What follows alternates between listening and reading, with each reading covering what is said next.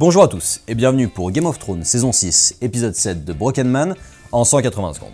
Alors vous le savez, j'étais pas bien content sur cet épisode 6 de Game of Thrones qui gommait ce qui avait été fait de bien dans l'épisode 4 et l'épisode 5. Ce 7 est un mix entre ce qui était bien avant et ce qui était pas bien dans ce dernier épisode, donc c'est un gros bof pour moi, et c'est un gros bof dans le sens en plus où je trouve qu'il suit une ligne narrative proche des autres saisons, à savoir il se passe un peu de trucs, puis il se passe plus rien, puis il se passera quelque chose dans l'épisode 9, puis on relancera une énième saison et on continuera à stagner.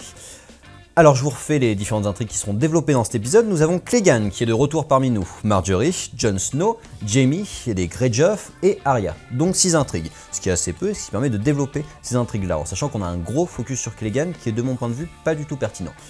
Dans les plus, nous avons Jon Snow qui représente les vraies avancées narratives de cette série, celui qui va botter le cul des Lannister, qui va aller chercher les Bolton et qui va peut-être enfin s'occuper des Marcheurs Blancs avec lesquels on nous emmerde depuis 6 saisons.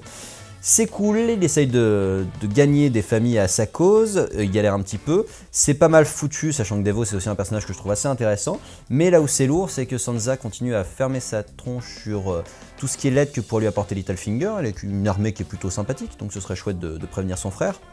Et du coup, ça sent quelque chose de très attendu, à savoir, il va pas se passer grand chose jusqu'à l'épisode 9, où Littlefinger va arriver en héros façon Rohirrim chez Minas Tirith. Et du coup, à défaut d'être attendu, au moins il y a des avancées scénaristiques, mais j'attends encore d'être surpris. Je fais une autre catégorie pour cet épisode, je vais faire une catégorie bof. Dans les bofs, c'est moyen, voilà, c'est bof en fait. Nous avons les Greyjoy, donc Greyjoy on fait une blague sur son zizi assez drôle, on met des nichons parce qu'on n'avait pas encore une nichon dans cet épisode, c'est encore plus plaisant, mais globalement ça avance assez peu, on nous annonce qu'ils vont viser Meereen et enfin peut-être rallier Daenerys au reste du monde de Game of Thrones, il serait temps, j'attends de voir, c'est un peu tôt pour commenter.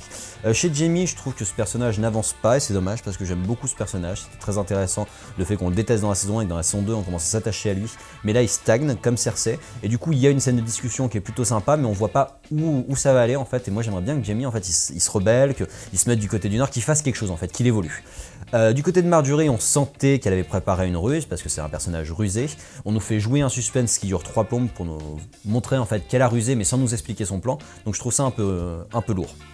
Dans les gros mois, nous avons Clegane du coup qui revient parmi nous, qui revient parmi les siens. C'est une longue intro sur son personnage dans le sens où il est méchant, puis il hésite à devenir gentil, puis il va redevenir méchant parce que ses copains se sont fait tuer. C'est lourd, il y a Ian McShane ça m'a fait plaisir de le revoir, mais il sert pas à grand chose à part à faire de la figuration, c'est dommage. Du côté d'Arya, c'est toujours aussi mauvais de mon point de vue, je trouve que ce personnage a un charisme 0 alors que petite,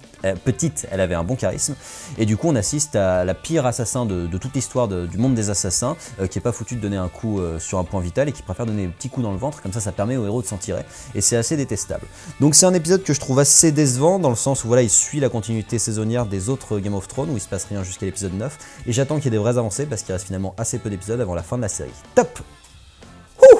C'était tendu sa mère. Eh bien je vous remercie d'avoir suivi cette chronique, j'espère que l'épisode vous a un petit peu plus plu qu'à moi parce que c'était pas trop le cas, je suis sûr qu'on aura un épisode 9 où je vais vous dire wouh c'était génial, mais pour l'instant ça stagne, et puis je vous invite à liker, commenter, vous abonner, et je vous donne rendez-vous sur la page YouTube de Directive Première pour d'autres chroniques en 180 secondes.